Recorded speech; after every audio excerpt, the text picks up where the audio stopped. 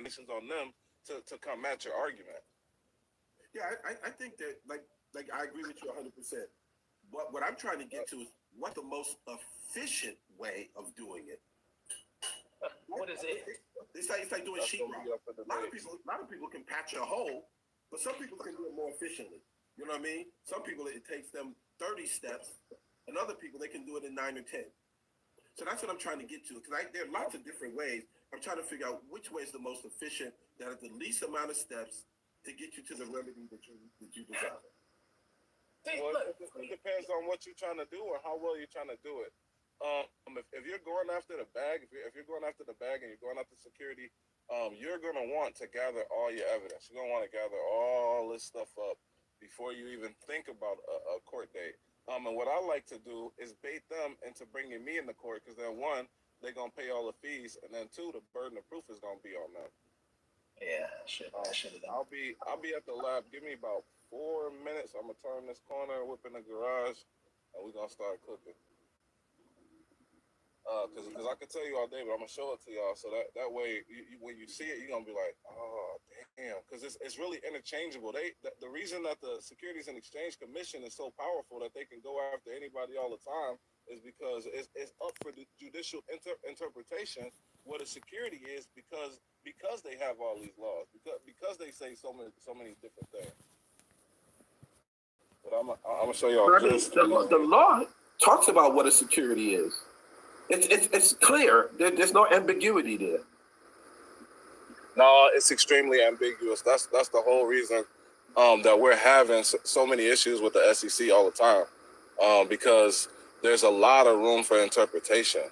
There's like a lot of room for interpretation because what we have right now is the SEC.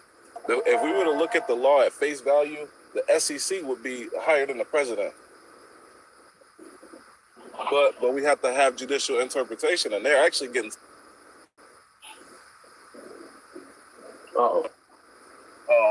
The blockchain, they handle all these contracts, all these evidence of indebtedness, and the SEC is trying to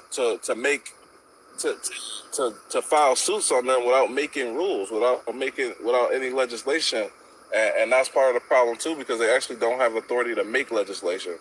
So are you saying that in 15 USC 78 or 77, 77, right, 7B, right, either one of those, that there is no clear definition of what a security is? Because it says that, right? It says security, and then you click on it, and it tells you what a security is. Right, but I'm gonna show y'all. Hold on, I'm pulling that right now. All right, until you get to let me bring Ryan back up.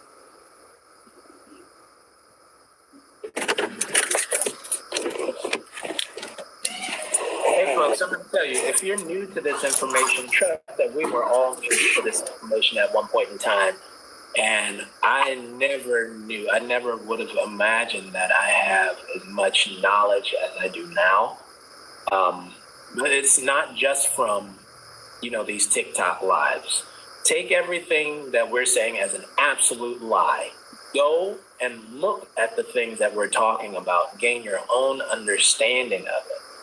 Because you need to be able to speak on this stuff like you're talking about your own children, right? Because when it comes to trying to enforce these things, none of us are going to be there with you, right? We got our own shit to deal with. So you need to learn even the base. What is a person?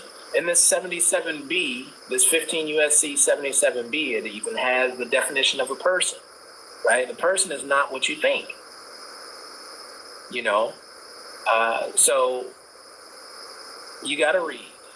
You got to take some time, hey, it's great to be on here and listen to all of us run our mouths about this crazy sounding stuff, but take down these codes, right?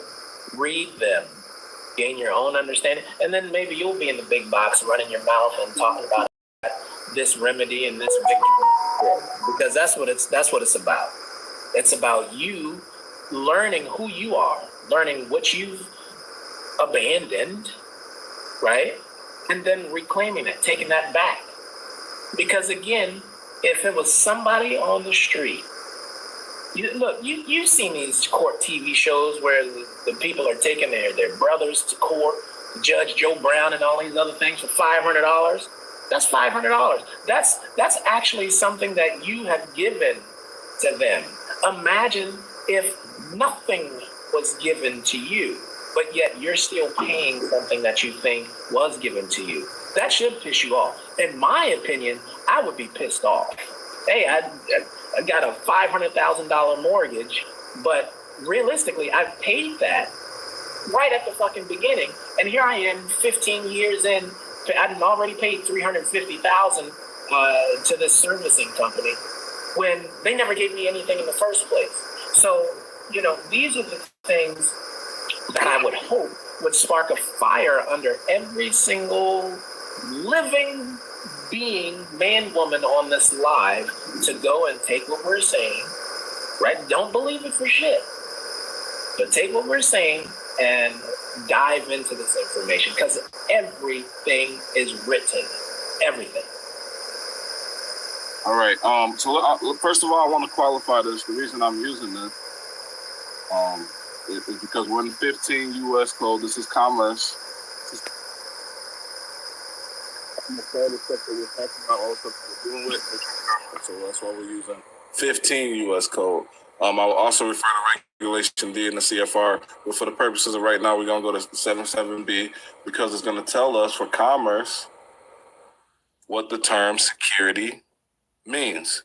And what it goes into, any note, stock, treasury stock, security future, security base swap, bond, debenture, evidence of indebtedness. This is where a lot of the problem comes in. Certificate of interest. That's where a lot of the problem comes in. Participation in any profit sharing agreement, collateral trust certificate, pre-organization certificate, subscription, transferable share investment contract, voting trust certificate, certificate of deposit for security, fractional undivided trust in oil, gas, mineral rights, any put, call, straddle, option, or privilege on any security, certificate of deposit or group index of securities, including any interest therein, or based on the value thereof, or any put, call, straddle, option, or privilege entered into on national securities exchange, relating to foreign currency, or in general, any interest or instrument commonly known as security, or any certificate of interest or participation in, temporary or interim certificate for, receipt for, guarantee of, or warrant or right to subscribe or purchase any of the foregoing. And so the problem with this is that will put the SEC in charge of everything. And so what we have the ability to do is we have the ability to challenge this definition of a security. We have the ability to challenge it because do they oversee the Constitution? Do they oversee the judicial branch of the government? Do they oversee everything? Because evidence of indebtedness, that's too much. That's too much. That's absolutely too much. Yeah, I think in the next section, they added a little bit more to it. If you go to 78, right? Go to 78 CA 10, and I think at the end they put a little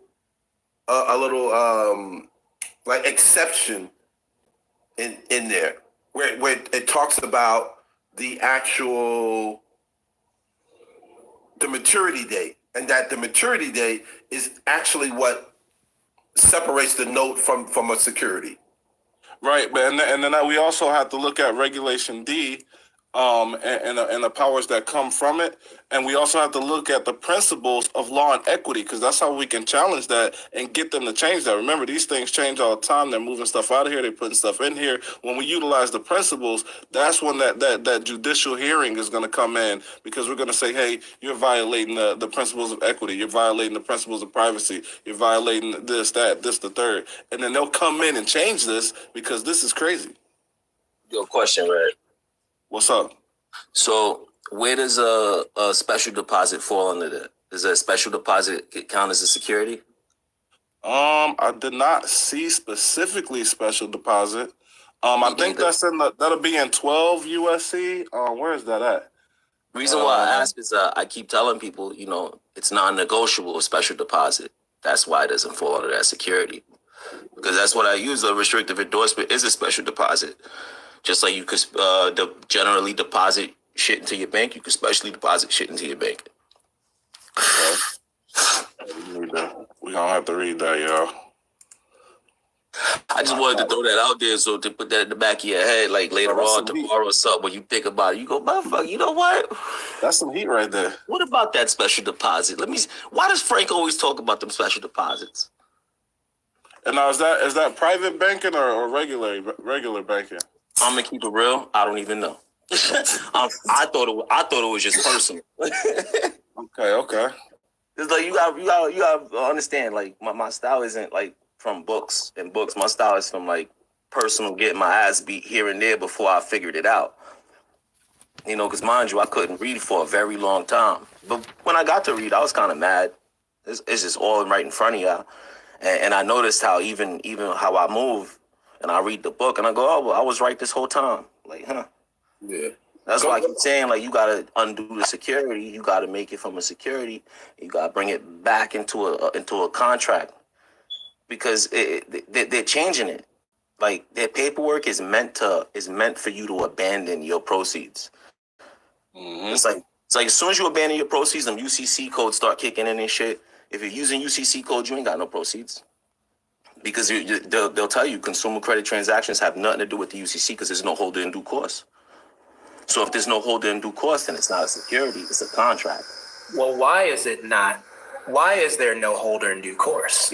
Because it's you selling your note. It's non-negotiable. If it's non-negotiable, you can't negotiate on it until you complete the non-negotiated terms. Once you pay me, if I tell you, yo, my car is $3,000, and you're like, yeah, yo, we want to throw these, we want to do the pimp my ride, do it, and I'm like, yeah, that's fine, $3,000, non-negotiable. You got to pay me the $3,000 before you even touch the car. Once you pay me the $3,000, shit, you can send it to the moon on a rocket. It doesn't matter. Can we first, because now I'm about to channel the grand old Mr. Keating. No, hold on. Red was still getting through some. I just wanted to throw something out there so y'all could think about that. Is this what you was talking about, host? This here? No, CA10. So just 78C and then subsection A within 78C. Right, then go down to 10. How many definitions of security can one thing have? This is crazy. It's a lot of them. See. Right. Yes. So while you're looking that up, holder in due course,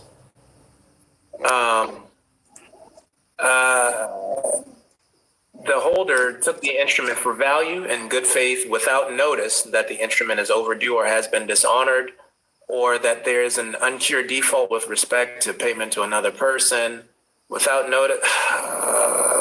That's the consumer credit transactions, brother. There's only transferees. But I understand. So there's no holder. There's no holder because You're the person. Entitled holder. You're the entitled security holder, but. Yeah, you are the entitlement holder, but the reason that there is no holder in due course is because, and specifically for mortgages, it says that that instrument. Somebody else? I missed out on a significant amount of the discussion. Can y'all bring me to speed? Interrupted. You didn't come in my fault and then start talking your stuff. Look,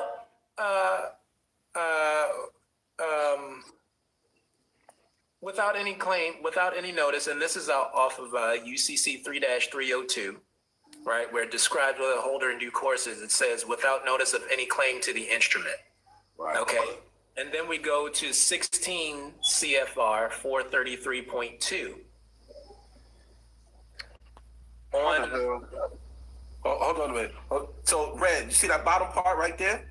But yeah, but, so this means this don't stand without this. So I don't know how the hell.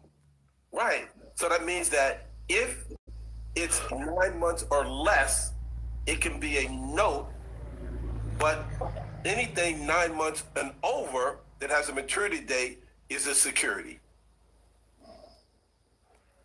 Because it says shall. It's saying it shall not include that. Right. Right. Anything. Right. What does it say? shall not include any currency or note, draft, bill of exchange, or banker's acceptance which has a maturity at the time of issuance of not exceeding 9 months. Right. So anything that's a security, right? Anything that's less than 9 months will not be considered as a security. We got to see what law this came from and why they put it in. So we have to see the scope. You're gonna have to put a public law on that one. Yeah, we got to see what they're addressing. Right. You can go to UCC 8, 505 or 506. It makes me so happy hearing you talk that dirty talk. Is this in regards to like eliminating debt? We're just trying to get a firm grip on what's a security and what's not a security. Okay. And we got a whole lot of different. I think that anything that has a maturity over 9 months is a security.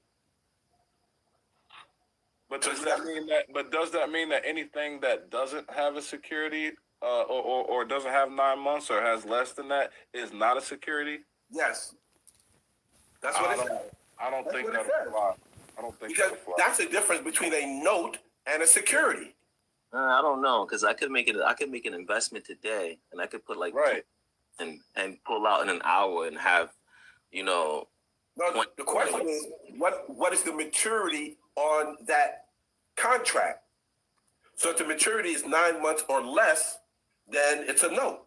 If it's 9 months or more. You know what? Hold on. I digress because I'm starting to think a call is a contract that was built already, and I'm just buying it part time. So I'm not really the expiration on that could be past 9 months. So right, but it could also not be. I'm gonna pull back what I just said. Once you establish that it is or isn't, what is the objective after that? What's the goal? I'm sorry, say that again. Once you establish that it is or it isn't a security, what is the objective? Oh, because I was saying that what was it? It was about hold in due course and how there isn't one in the consumer credit transaction and I'm smoking. I can't really remember that far back, so short. So here's the thing. Here's what I was trying to say. And 3302 for the UCC, it talks about a holder in due course means the holder that took the instrument without notice of any claims to the instrument, right? Now, on mortgage contracts, there's a difference between like mortgages and like alleged auto loans because they have this notice, which should be on all of the consumer credit transactions, the one that says in all uppercase letters, any holder of this consumer credit contract is subject to all claims and defenses, blah, blah, blah, right? That's in 16 CFR 433.2. 16 CFR 433.2. Right, if you pull out your auto loan or maybe even your credit card things, you'll find this, right? You'll find this notice. On your mortgage, this is not there. It's not there, and it's meant to deceive you, right? Because it should be there. And being that it's not there, there is no holder in due course because they are still subject to any claims and defenses which the alleged debtor, you could assert towards the seller. So because this notice is not on that mortgage loan, there is no holder in due course, which means you are able to go in and claim everything that you are supposed to get. 16 CFR 433.2, preservation of consumers' claims and defenses, unfair or deceptive acts or practices. 16 CFR 433.2. Okay, and you know what I find entertaining about all of this is we'll be up here arguing with each other.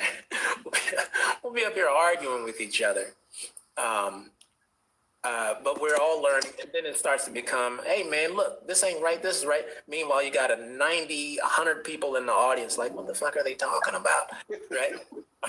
I think you know what it is. I think we all are saying the same thing. Right. We're just coming from different angles. Like Exactly. everyone's attacking a different part of the box. You know what I'm saying? Because I can't see the part of the box that you see. So you got to draw a picture for me, and I got to draw a picture for you on the side that I'm on. And look, it's green on this That's side. the Peter's view, John's view, Paul's view. But so let me see if you guys agree with this. Do you guys agree? And let's just talk about foreclosures for a minute. Let's just talk about foreclosures. Do you guys agree that foreclosures? Yes or no? Do you guys agree that foreclosures are illegal? Yes or no? Yes and no. It depends on the individual. Yes and no. We live in a duality. Yeah, it depends. In the on legal all world, right, Frank. they got Wait, Frank. You said process. Frank. You're saying that yes, foreclosures are illegal, but and they're not. okay. Explain the not part. So they're legal, but they're unlawful. If you want to get technical. So it's like, in the legal world, and these legal characters, these fictional characters that aren't men and women, you know, they might be anyway. You know, these fictional people, there's rules. They have a process for foreclosure and all that. You know, there's a whole system for it. But then, you know, you bring it down to like the common law, and it's like, are you allowed to take another man or another woman's property from them without just fair compensation? Now, No, you're not. Is there any credence to that? Only a court that has jurisdiction over land can perform a foreclosure. Is there any? I don't know what court got jurisdiction over land. That kind of doesn't even the court doesn't have jurisdiction over. And when people go to court, they submit themselves before the court. Well, I actually looked it up. In the state of Georgia, and it says that's crazy. That the Superior Court in the state of Georgia is the court that has jurisdiction over land and is the only court. No, I see how you meant it. I see how you like as in type of arguments. rule of law over the land. Okay, I thought you meant like they have like a claim on land. I'm like, fuck. No. So what's happening is, whatever county you live in, right? So let's say I live in Fulton County. Well, the Superior, if they don't take it up in Superior Court and they come out to the local courthouse and they outcry and call themselves foreclosing, well, they can't do that because they don't have the it's an improper venue. You're confused. You're confused on jurisdiction specifically. Okay. If you're in front of a magistrate, a magi, these people do magic. Their whole I'm talking venue. Let me cook for a second. Okay. Their whole thing is to put you under a spell, right? To make you believe something. So the moment that you enter the venue and you don't challenge the jurisdiction immediately, you've now given them jurisdiction because you didn't object to the jurisdiction in the first place. I mean, and now That's what I said earlier. Special appearance. Right. So and that would be the perfect time for a special appearance. That would be more subject matter. Because if he's not challenging personal, because he's questioning whether they have the ability to hear a case in regards to land. So that would be more like subject matter if it's based on the venue. Yeah. And they're not gonna say land too. They're gonna say property. They're gonna say real estate. They're gonna start using all these other words, and there's a reason for that. So if all you would have to do is find the case, the law that states that they're not entitled to hear that case, and you cite it in your documents, in your pleadings or whatever. And once your argument it's really not an argument, because once the case says that they can't hear it, then they can't hear it. They have to transfer it to whatever court. I think you have to request to have it transferred to the appropriate venue. But even if you do, then you're still back in the same position because now you Yeah, still. that's what I was saying earlier. Exactly what I was saying earlier. It doesn't matter what venue. The goal is to get out the situation. But then, so then on the basis of what, if not fraud, on the basis of what can I get back my proceeds that I've paid into the mortgage thus far? No, it's fraud. It's fraud. Grounds that you claim the account. Nah, it's fraud, bro. It's fraud. No, Frank said there is no fraud. Nah, that's fraud. Claim the account. Nah, it's your bro. account. I argue that, bro. I'm in the case right now, and I'm gonna prove it. I can prove it's fraud because you just gotta attach. You gotta prove intent. You gotta prove intent. You gotta prove the five. There's five. Well, in the state that I'm in, there's 5 elements that have to be met to prove fraud. And once I can prove all 5 elements, I get a judgment in my favor.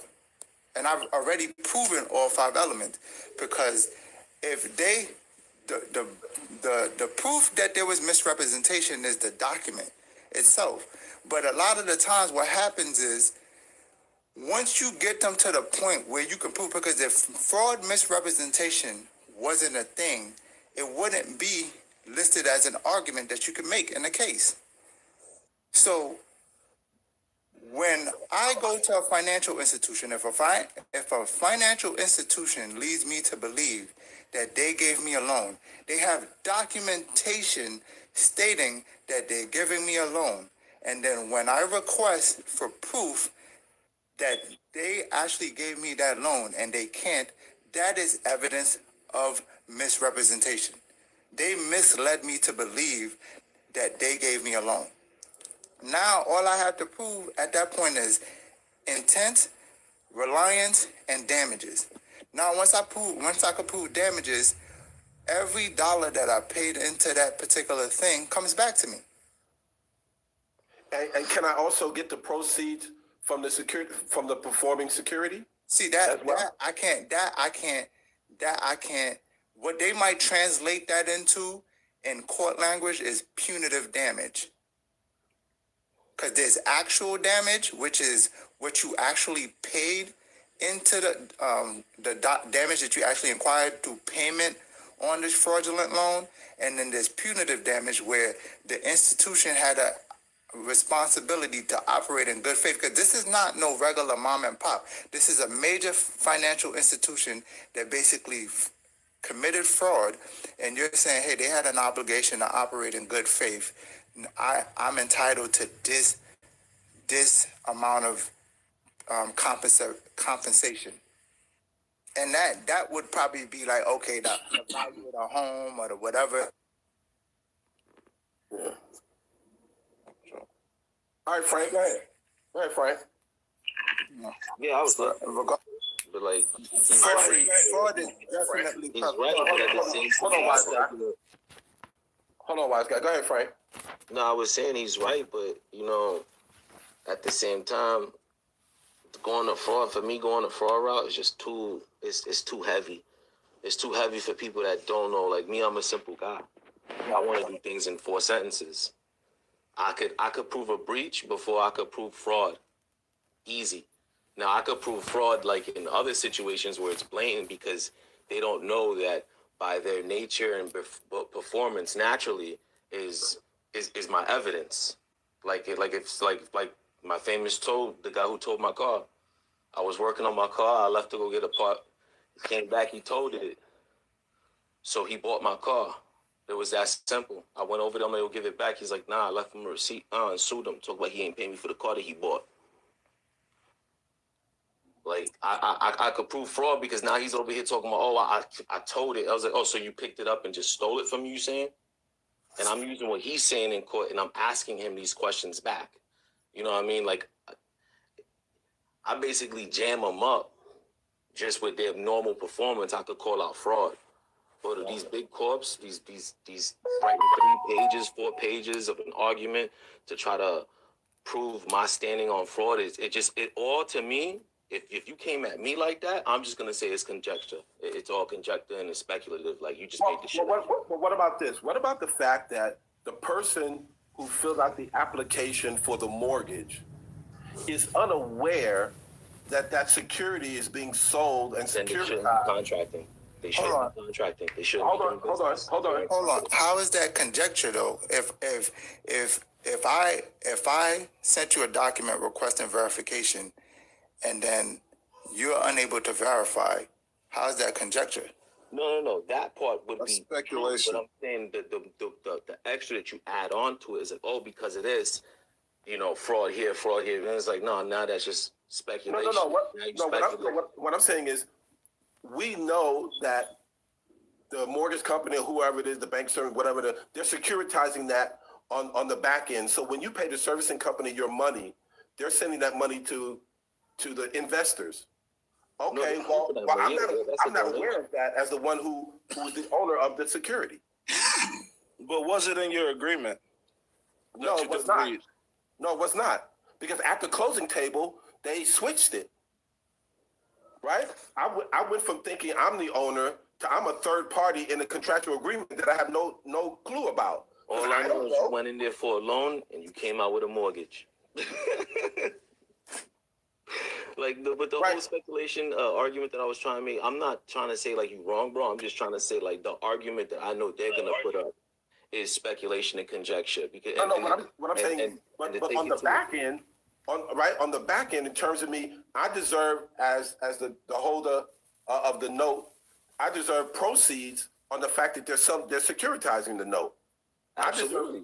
Right? So the question is, how do I get that money back? How do I get the money back that I paid, plus any proceeds that were on the note as well? How do I get back all of that? You just claim the account, bro. You claim the account. When you claim the account as your because I'm the entitled holder, like what are you talking about? You a holder in due course, bro. I got this house for personal reasons, bro. It was a consumer credit transaction, and because of that, you're just a mere transferee. You're just holding the note for me. Thank you.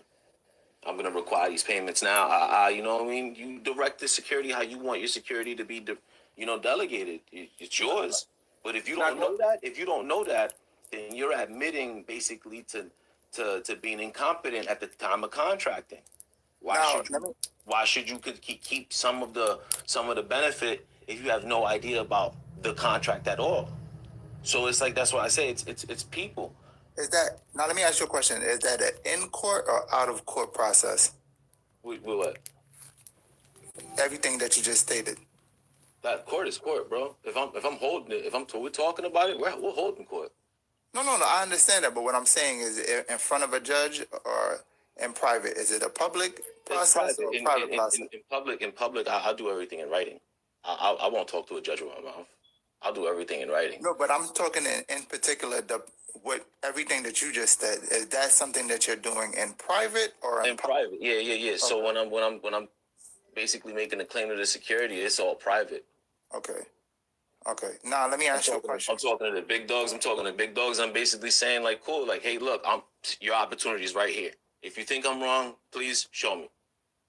And I put the burden on them and then give them 21 days, because that's fair enough time for me to make a claim.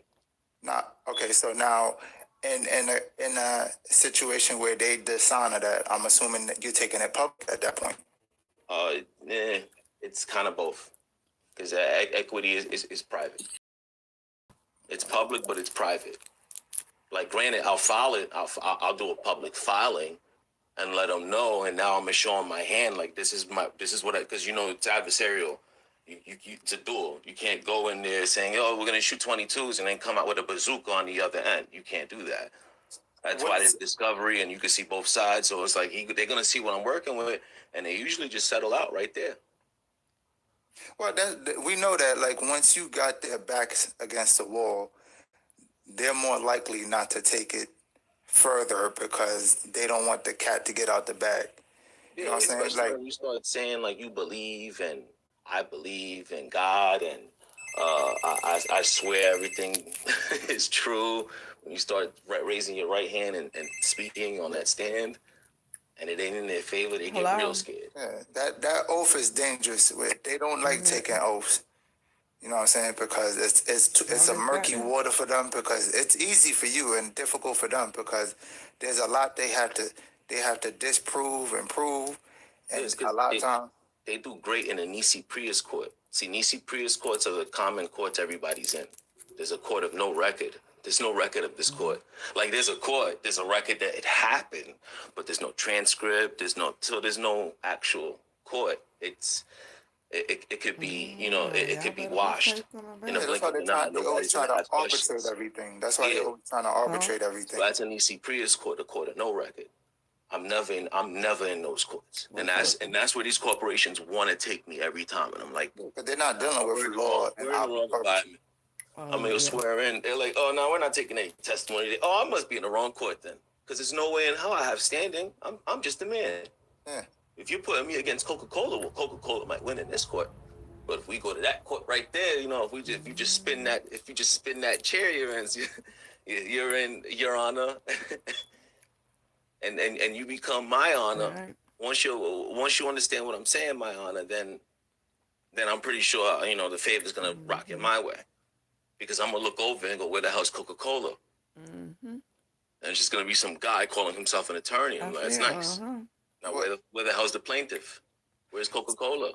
To answer the question that the host asked earlier is like, who does it apply to and who doesn't it apply to? And it's more like in this reality, when we're dealing with commerce, there's three types of people. There's sheep, wolves, and shepherds. You know what I'm saying? We would be considered the master. And you got the master. That's us. The guy who owns the shepherd. That's us. And the way they structure the system is those that can see, and those that can't. So if you go in there believing that you're obligated to pay it, then they have every right to enforce it. But if you go in there with your eyes wide open and you make the proper arguments, then they can't enforce it. You know what I'm saying? So it's just being aware. It's all based on awareness. Your knowledge on the topic, on how much do you know about this particular situation. The more you know, the more favorable it is for you. If you're just coming into this, you don't know anything. You don't know how banks operate. You don't know what medium of exchange is. You don't know what a negotiable instrument is. You don't know what any of these things are. You don't know what civil procedure is. You don't know what the rules of evidence are. You're not competent enough to come into the situation properly and adequately represent yourself in that matter. True that. They're gonna chew you up and send you packing. And they'll do it so quick. It'll be one hearing, 10 minutes, gone. Your whole case gets thrown out. And you'll make it hard for your attorney too, by being uneducated. So it's not one of those things. We on this platform, I'm pretty sure a lot of the guys on this platform have been in this for like 10 years strong, probably less, you know what I'm saying? But they got a couple of years in, because like when you think you know and you go in to battle, you realize you don't know. Oh, I had that moment. I had that moment when I was 24. They hit you with a failure, a state of claim, or improper venue. You be like, listen, I got hit with those a couple of times. You're like, damn. I got hit with those. Yo, they even gave me. I have a situation recent where they hit me with that, and when I heard their argument, I was like, I'm bugging. When I look at my document and I looked at their argument, I was like, I'm bugging. Yeah. How did I not see that? You know what I'm saying? But they pretty much give you they for me. When I go in there and I hear what I feel like they want you to win. I feel like a lot of the time, unless the parties have a personal invested interest in that particular situation, then that's when, like, in the situation where you have like the corruption and child support and those things. Yeah, but like with these other situations, I think they're looking for someone to crack the code so they could use it because it's right in front of them. Mm-hmm. Once you crack it, it becomes a template for them. They're like, oh, I'm using this. I owe like 90 grand in credit card debt. It's all mentality. So you either gonna take the L as a defeat, or you gonna take it as a learning moment. And if you take it as a learning moment, then that's going to allow you to come back stronger the next time. And then you slowly perfecting your craft as you make mistakes. You can't be afraid to make the mistakes. You got to make the mistakes to learn. And then as you're learning, then you perfect your craft. Then you can be a beast. Everybody want to come out being the best and being on top. You got to get experience. You got to grind to get that. The beautiful thing about court is that it eliminates all hearsay statements. So what you thought was a fact, what you may have thought was a fact at one point, they present an argument rebutting that fact. So now it's like you can't go and, oh, this is a fact anymore because there's evidence that you can use. There's evidence that rebuts that fact. You know what I'm saying? And a lot of the times, whatever argument that you make, every error you made in your argument, they basically corrected for you through their arguments. They say, well, you made an error here. It's like a teacher checking your grammar. You made a mistake here, you made a mistake here, you made a mistake here. And they're basically saying, hey, go back to the drawing board. These are your mistakes. Make those corrections and come back. Now, but can it get to the point where, I mean, you make a mistake and it could actually cost you in terms of penalties or, you know, some type of perjury or, I mean, is it possible? You don't want to lie. Yeah, There's no reason to lie. You're never gonna go in there lying. Well, but I'm saying, is it possible to fill out an application or affidavit? And I'm a layperson, so if I'm saying it wrong, forgive me. I'm just saying, is it possible to fill out a document or IRS form or something where you thought this should have went there, but it went there, and that caused you to get in trouble because you didn't fill out the documentation the proper way? So somebody would probably come and talk to you. And if what your intention was to put that where it was supposed to go, then no, nothing would happen. Yeah, pretty much. Because you did it in good faith. Yeah. That's what good faith is. It's like if you signed a paper that said, you know, you're a felon and lock me up now, I'm gonna ask you, hey man, have you ever been in jail? And you go, no, I never have. And you go, okay. Obviously the dyslexic mistake, you know, he didn't mean that, you know. So it's kind of the same thing. Like it's all intent. You could break the law and not have no intention of doing anything wrong and it's overlooked because the intention wasn't malicious or for crime, you know. Like it was a mistake. Like an example, like you go in there and you say they never gave you a loan, right? And then if they turn around and say, are you saying that you never applied for this? And you say, yeah, that's perjury. But it can come back and bite you in the ass. A lot of it is like boxing, right? If you swing super sloppy at somebody and they move and counterpunch you, they're gonna knock you the hell out. So if you go into court and you sloppy and somebody hits you with some counterclaims, you absolutely can't get messed up out here. Yeah, it depends on who you're going against. Because if they really want to be vindictive, they can. Because you can go in and accuse them of one thing, and then they turn around and do a counterclaim against you. That's all if you allow them to talk. No, we're not talking about the attorney. We're talking about the defendant, the person that you're suing. Right. Same thing. Because that's an actual that can actually be an actual person. You know, when the argument that you're making is that the attorneys aren't representing an actual person. So the merits of them even being in there, it's erroneous because you can't even prove that you're actually representing a person because you haven't presented the actual documents to prove that you're actually representing an individual or a flesh and blood breathing person. You're just representing a corporation. That argument, but I'm talking about a situation where it's me and Frank Black in the courts. Man on man, that's may the best man win. Me and Frank Black, he's throwing jabs, I'm throwing jabs, he's throwing jabs. Yeah. But you put me in front of Captain Crunch, the cereal box. Oh man, I'm gonna tear that box up. It's just a box. It's just a person. People don't realize we dealing with ghosts. A lot of the time, you hear, ask anybody who's ever filed for bankruptcy, ask them who shows up from the bank when you sign those documents. Nobody shows up Just from the you. bank. It's just you and the trustee. That should tell you a lot. So now you got to ask yourself who's verified, because they got to sign a proof of claim. Who's signing that? So at that point, you realize somebody's committing perjury, but it's not, because you're not objecting to it. And at that point, if you get to the point where if you're at the table where you're signing documents, you already forfeited. You gave up already. I think bankruptcy is the worst thing anyone can ever do. Once you gain a proper understanding of our financial institution. Bankruptcy is a good strategy if you're looking for a quick discharge and you understand how to control it. Yeah, I was gonna say bankruptcy can't even stick on if you don't let it. Like you could take a bankruptcy for like maybe a month. To top on what Frank Black said, for me, to tell you the truth, if you don't want to go the fraud route, I think discharge is probably the best route. Also, you void out their contract, and you sue them for breach of contract.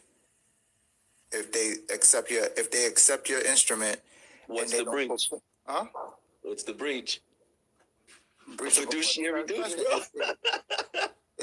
bro. Yeah. So yeah, that's what I was saying. Yeah. So at the end of the day, is that's the breach. If I came and I settled the matter, and you didn't perform on your end, that's a breach of contract. Yeah, because I'm requiring a fiduciary duty in return. I need you to do your part. I'm doing the dance. Where's you doing the moves? Like we break dancing here, bro. Yeah. But a lot of times they don't let no money. They don't let 10 cents past them. I just talking super layman terms. No, I realize that. I refuse to get the books more.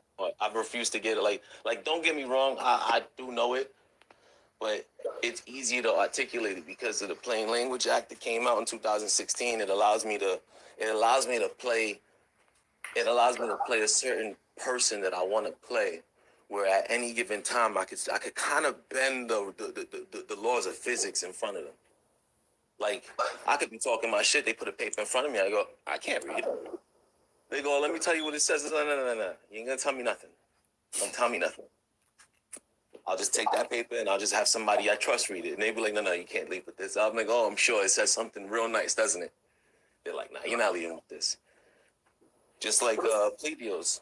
If anybody was to give you a plea deal, like, yeah, take the plea deal or we're gonna come at you for like 20 years. You could never leave with that piece of paper, because if you ever left with that piece of paper, you would have documentation of extortion. Mm-hmm. Facts. Yep. So it's like I'll take please. Like that's why I do it in like a layman's term, like a layman's terms, and I'm pretty fucking lazy too. I ain't gonna lie. I had this on plea deals, y'all. Why you offer all the time? If they ask for a plea deal, that means they have nothing. Exactly. I was about to say that. Why are they offering you a plea deal if they have a solid case? Because they're trying to close the books as fast as possible, so they can trying to violate your rights. When people offer a plea deal, you usually said something that gave them. They can't give you a plea deal without having evidence. Like, so it's like now some places like New York, yeah, they be stunning. They ain't got nothing. Yeah. But like, if you know you didn't do anything and they offering you a plea deal, you said something incriminating, and they're gonna use that to try to go to trial. But they probably won't, because it'd be too expensive. Yeah, it's not for something so minute. Yeah. They're just hoping that it leads into something bigger. The scare tactics. They use these scare tactics to get you scared, and once you're scared, you start doing random shit that makes no sense. Yeah. Once you hear plea, that means they don't have enough to convict. So they're hoping that you cop out on just your own ignorance of the case. And usually the attorney's like not helping anywhere, because he's going based on how you're thinking. Well, he's just waiting for you to convict yourself. Yeah, he's not even waiting for you to have a firm belief. That means a firm belief that you did something wrong. And the moment you say you did something wrong, you want a penance.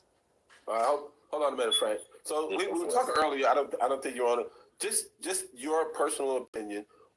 What's the difference between a note and a security? What makes a security a security? What makes a security is anything that's has a term limit of 9 months or more, and is backed by a promissory note. So every promissory note is not a security. Not every instrument is a security, right? But those instruments create securities. This is what the difference that people don't understand, because it has to be a specific type of security, which is called a debenture.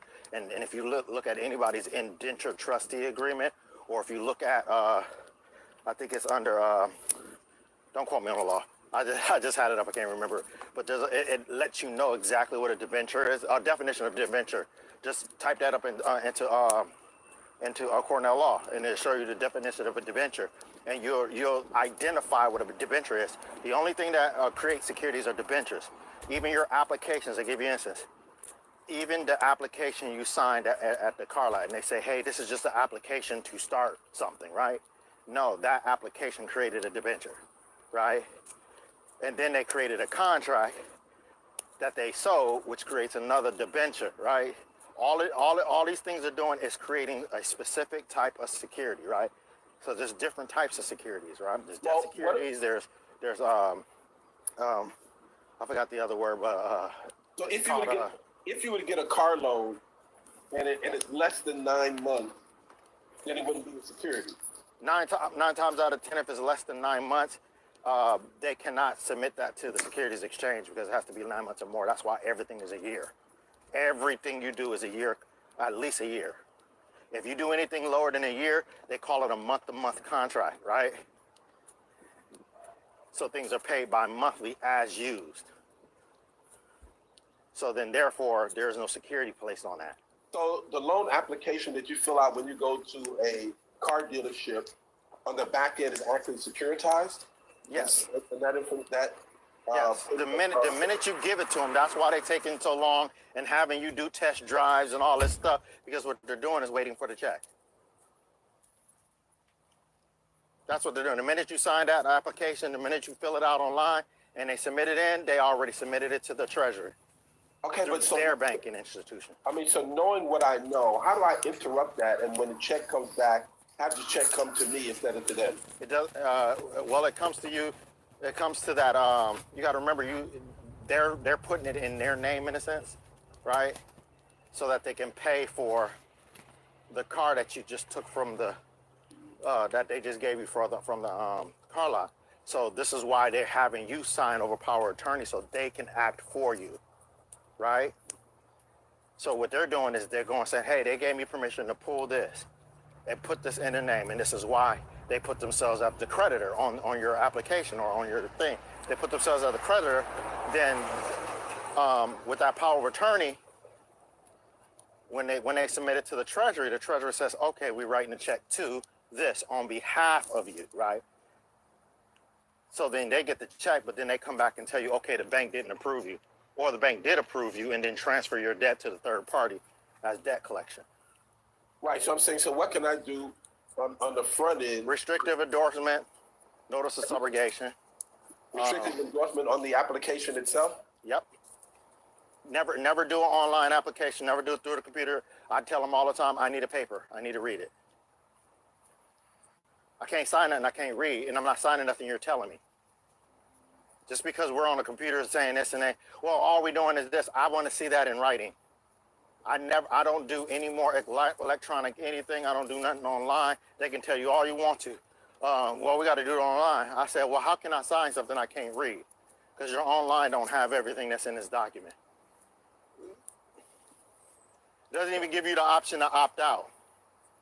This is one of the reasons why I don't do online anything or over the computer anything. Because when you do online or over the computer, there's a part that says Social Security number, right? Yeah. You are allowed by law to leave your Social Security number off. They cannot even consider that in the transferring of your credits, right? So why is it required online for me to give it to you to process this application? Chris, let me touch up on that and then just give them a code that they could use. If ever you have a set of documents that you're signing and they're saying, oh, you gotta sign it electronically, look up 15 USC chapter 96. that tells you that you have the right to request it in document form. What was that again? 15 It's USC 15 USC chapter 15 USC. 96. 96. Yeah, that's dealing with like electronic signatures and stuff like that. That law grants you the right to request whatever documents that they want you to sign in an electronic form and in paper form. You can request it in paper form. Okay.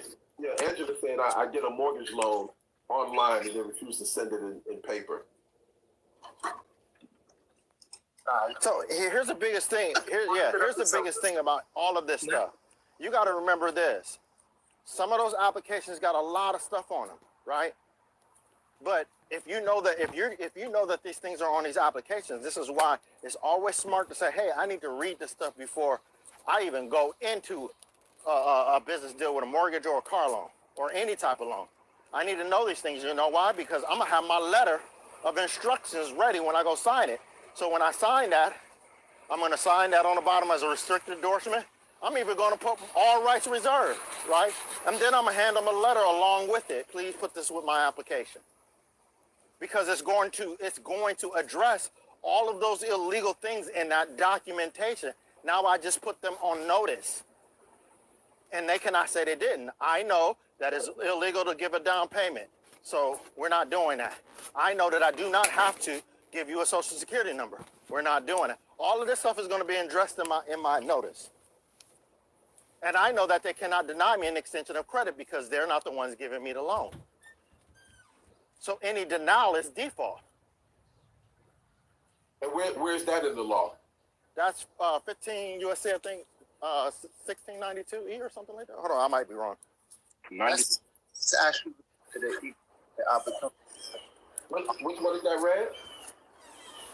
That's actually under the Equal Credit Opportunity Act. Yeah, I'm sorry, equal opportunity. Yeah. You said Equal USC Credit Opportunity Act.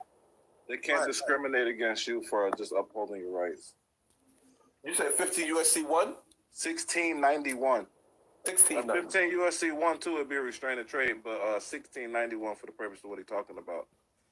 If you go read the Opportunity Act, it actually defines what an adverse action is, and typically the reasons they deny you for credit is not described under what they define as an adverse action. An adverse action is 1691. 15 USC 1691. Yeah, 1691. And here's another thing that people got to understand as well. Even when like I give you an instance, I just I signed, I did a McReal thing, right? I just went and got denied for a credit card.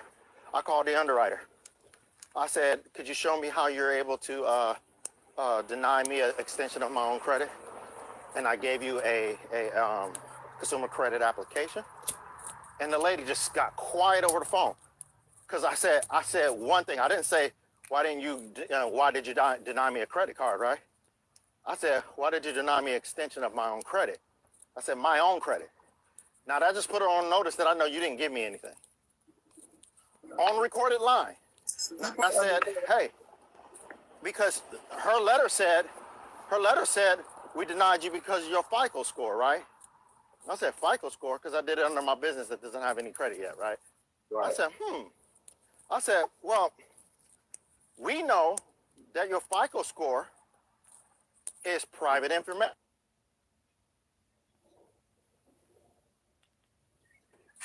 And you can't utilize that without my permission. When did I give you permission to do that?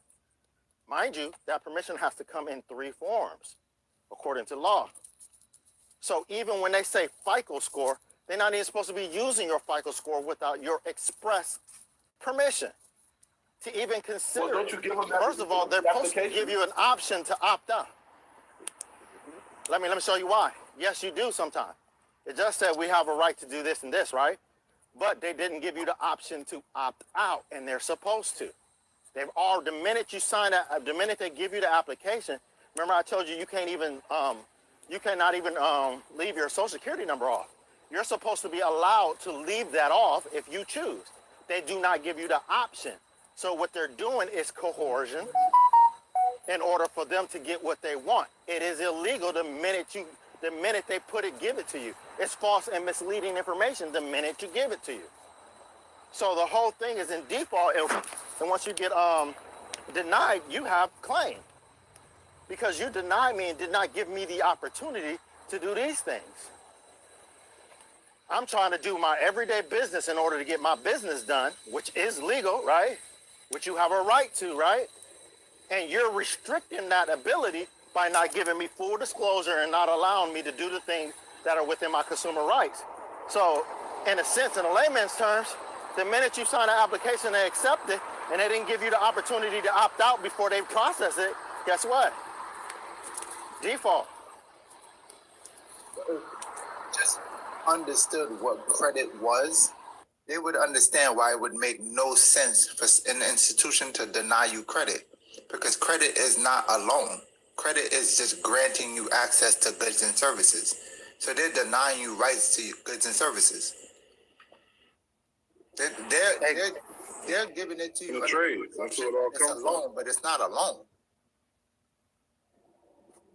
And even if you look at the way they describe loans, they said the loans are given to a person from a creditor. But if you know who the creditor is and who the person is, we've already, and I just heard them talk when I first. You're breaking up real bad. Who's the creditor? The only creditors in this world is people, the living man, because them the only ones that can grant anything, right? We're the grantors on those documents. And once you're the grantor, the creditor has rights, but they write you as the debtor, and they write you, the reason why they write you as a debtor is because they're assuming you're doing business for who? Your straw man.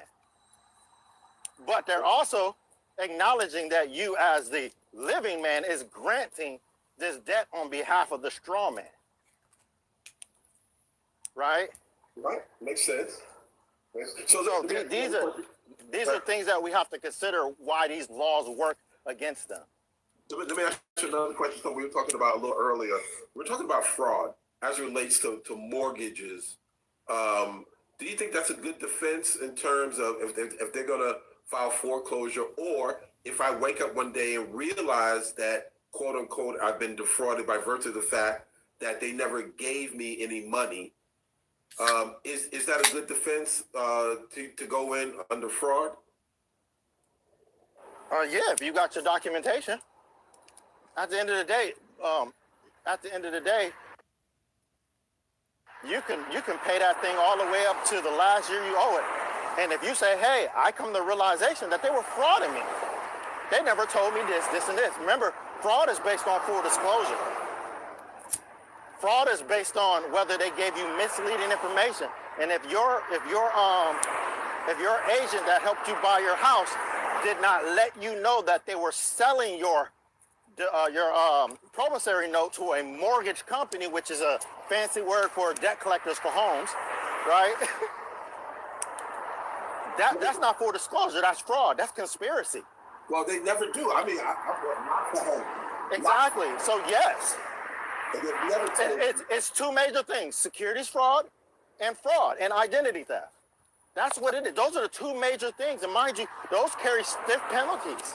There's major misrepresentation going on. Major.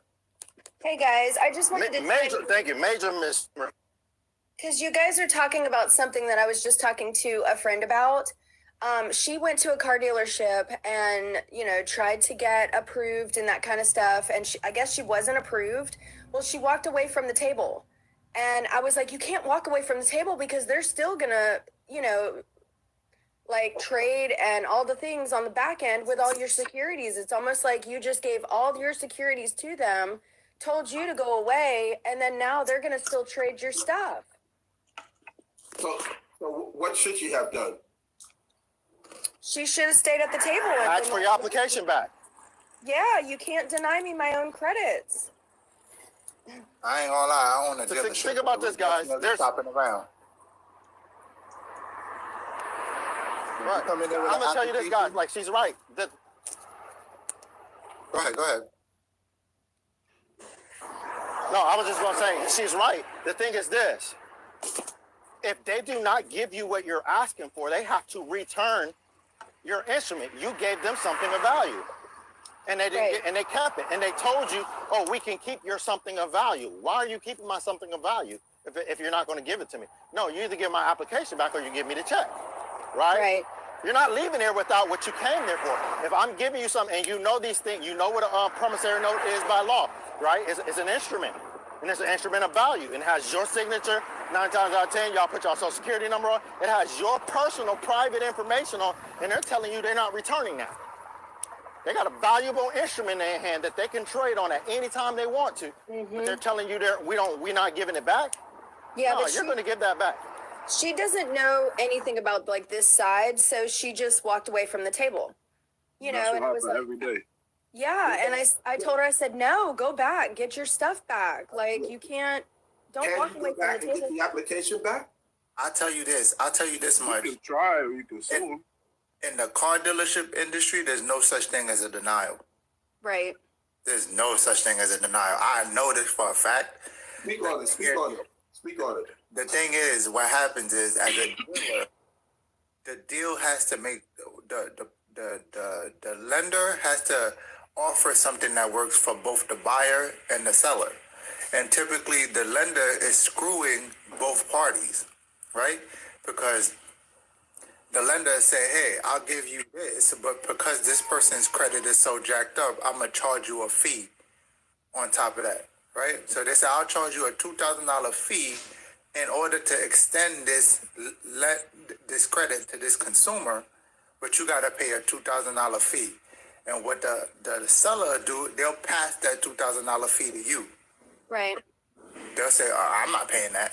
He'll pay that. And they'll say, hey, you gotta make a deposit. But your whole finance deal was covered already. Right. They were charging the dealer a fee because of your jacked up credit, right? Which isn't even a factor, right? So now, because the deal doesn't make any sense, a smart dealer would be like, nah, I'm not gonna do it.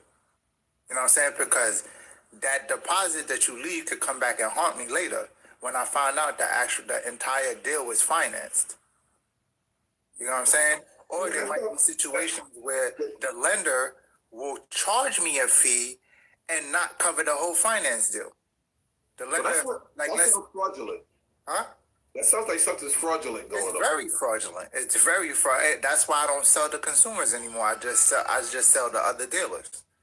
It's all The misrepresentation. way these subprime lenders deal with consumers is insane. It's insane. They incentivize the dealers to jack up your interest rates in order to get a check. It's insane. Like it's wild. Like if I wasn't in it myself, I wouldn't believe it. And believe it or not, a lot of times you think it's the bank that's charging you the interest rates. It's not even the bank. It's the dealer that's raising your interest rate. Because the finance department controls how they structure the deal. We're the ones that structure the deal. And So- essentially, we're only supposed to be paying for the finance charge. But not only that, you can add anything that they add in. Tell them, add it in the finance charge. As long as it doesn't go over a certain percentage, tell them, add it in the finance charge. What Right. is Gap the insurance, finance charge? add that in the finance charge. What is a finance charge? It's pretty much the charge of them transferring your credits. That's the Doing the all work. sums in total. Yeah, Some because of the all insurance is supposed to be part of the overall sum too. Well, what does the law say? That the insurance is supposed to be part of the insurance is the sum of all charges. Yep. See, that's the problem. That's the only issue I have with that is because insurance is not something that you have in one time frame. Like insurance is like, how do I describe insurance? Like you have to constantly renew insurance and your policy could change. So I don't know how to finance. I think the finance could cover you for the first year. It covers you up to 3 years. 3 years, okay, yeah, like I said, whatever policy you get, if you say I want a 3-year policy, they have to cover that 3-year policy. Yep. What does that And say? you can ask for like a $3,000 gas card. You can ask for, maybe maintenance for 3 years there at the dealership and have it in the sum of all charges. Sure can. Yeah, but- you can negotiate it because it's your securities.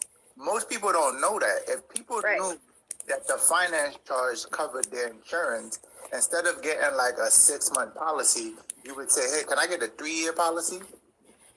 I'm gonna tell you like this: if you have a trust, write your own insurance policy. I don't even have insurance anymore. Now that I have private tags, I don't have insurance. I just travel around with my bonds. There you go. Read that. I can't see that. I can't see it, man. So, except as otherwise provided in this section, the amount of the finance charge in connection with any consumer credit transaction shall be determined as the sum of all charges, All payable charges. directly or indirectly by the person to whom the credit is extended, and imposed directly or indirectly by the creditor as an incident to the extension of credit. The finance charge does not include charges of a type of payable and comparable cash transaction. That means your down payment. The finance charge shall not include fees and amounts imposed by other third party closing agents, including settlement agents, attorneys. This is real estate stuff. Escrow, title company. So obviously, if you're paying another institution, that's not going to be part of it. Yep. But the rest of it, and then it goes in here to further go in here. Your interest, your carrying charge, your loan fees, all that stuff's supposed to be in here. Your premium. Then they go in even more. Life, accident, health insurance, premium is all included in the finance charge. Even Facts. like when you go to Insurance shall be included in the finance charge. Wait, and then here's another thing y'all don't understand. When they even finance you, the financing is insured yeah, the gap. through the bank. Yeah, gap. Right. So if anything was to happen to that car, guess what? You can tap into Gap. Even if they repossessed you, you can tap into Gap. I thought they sell Gap. They do sell. They trade it. It's another No, prevention. okay. I thought when you're at the dealership, they make you buy Gap, and if you don't buy it, No, you don't have to.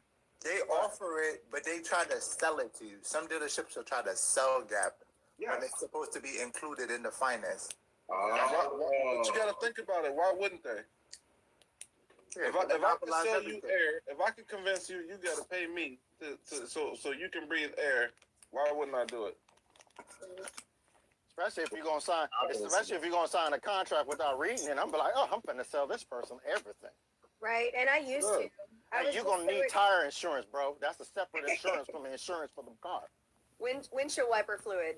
You know? Because you think about it, if the insurance is to protect the loan, why would you be paying that? That's the bank's responsibility. Exactly. Why would I be paying to protect your loan? No, you got to protect your own loan. That's your responsibility.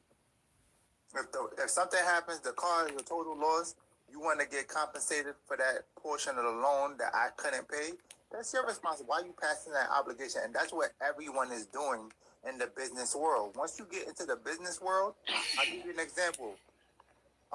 Let's say you get a merchant account and you're taking like credit card, debit card transaction. Your merchant account charges you a fee. Most people pass that fee on to you. So if for every time someone swipes a credit card and there's a $20 fee, a $5 fee, that's basically the vendor's fee, and they pass that obligation to you. That's what everybody, and you don't know that. And then what they'll do is they'll say that's a tax. Yep. In fact, it's not a tax, it's a merchant fee. And just remember this, guys. You got to understand that when you are getting these loans, remember, if you understand and comprehend what's going on, you are the creditor. That means you just gave them a check. They cashed that check with the treasury, who has access to your said trust, right? That's where they're getting the money from. They're not getting it from the bank. So when you deposit something into a bank and they create an account that let's say the account is where your bill is, right? It's in an account. Every account that is created is insured. If you go on to FDIC, they'll tell you how it works. Why? Right? Every account, even the bank account right now that you use to get your direct deposits in, it's insured up to a certain amount of money. And you can actually go find out if you just call your bank and say, how much is my account insured? They have to insure every account that's created. So if you're giving them a promissory note, you already know they're making a deposit into an account. That account is insured just in case of loss, just in case the bank goes out of business, all this stuff that goes on. So there's so much insurance on these things that you guys don't know that you guys have privy to. Chris, have you ever seen a car, a check for a car? You ever seen what it looked like? Nope. You know what it says? Do you know what it says on the top of the check? What is that? It doesn't say loan. It says consumer credit check. Yep. And think about it. You may have gone in there. No, I've heard that. I didn't remember that. I'm sorry. I didn't remember that. You just reminded me of it, but I never seen one. But I was told say that. loan. It says and this is why you credit. This is why you say consumer credit transaction, especially when they deny you. But like, hold on, how you deny me a consumer credit transaction? Then you get a consumer credit check. Yeah, because think about it. If you go in there and they run your credits for say $50,000, but then they pick out a car for you that's only $30,000, where's the other 20? You just gypped me. Where's the rest of that? Yeah. What I know what they do, they start adding packages. Well, we gonna give you these rims. We gonna give you this AC that costs like $12,000. We gonna give you this surround sound. Which is crap. Because Jacking on fees to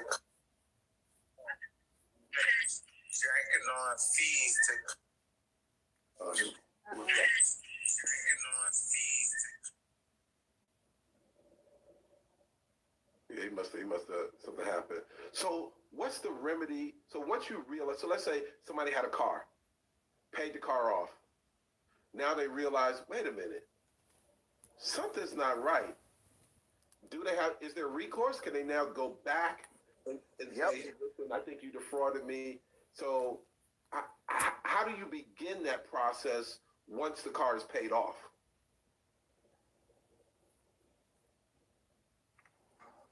Just remember this: securities fraud doesn't have any statutes of limitation on it. First of all, it don't matter how many. You can go back to the first car you purchased on a loan when you were 18, depending on how old you are, right? You can still go back and go look because they're still trading on that contract, and you can ask them for the accounting on that. And if they don't give you that accounting on that, because those are your accounts, your name is on it, you own it, right? Even if it's a fraudulent contract. This is why I think it was Frank that was saying it earlier, or somebody was saying it earlier. There's a lot of different remedies, right?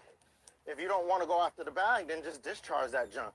If you don't want to do the fraudulent way, then what you're going to do is you're going to subrogate them because they created an account in your name. Was it a fraud account? Yeah, because you didn't sign anything with them. But because it's in your name, that's fraud. And your remedy is, okay, if you want to continue to trade this, I need my securities. Give it to me. well, when a bank has FDIC, we're supposed to be getting $250,000 quarterly from them. From FDIC. Yep. $250,000 quarterly. Can you substantiate that? Do what? Can you substantiate that? I mean, I can show you where I can send you some stuff on it. Yeah, send me that. Okay. So this is why I say securities fraud. It's all securities fraud and identity theft. Those are the two charges. And then my thing is, you have different remedies to do it, but you got to do your administrative process. You got to be like, hey, I need to put you on notice. I know that you have this in my name. I tell people all this. When a debt collector calls me, I get excited. You know why? The first thing I say, oh, so y'all owe me money. You know, they hang up so fast on me when I say that.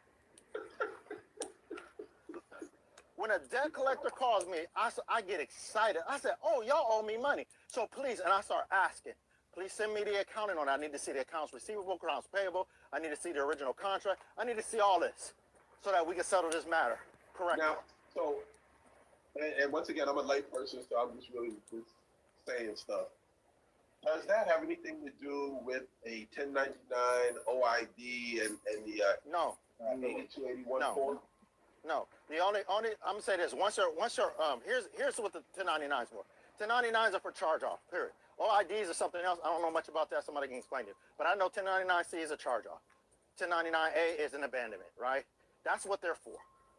At the end of the day, these companies file these things. You don't have to file them. You can demand your copy because they had already filed it. Because what a 1099A is, they're telling the IRS that you abandoned some money that they have for you. Reason why they have to do that is because they don't want to be taxed on money that technically ain't theirs, but they're keeping.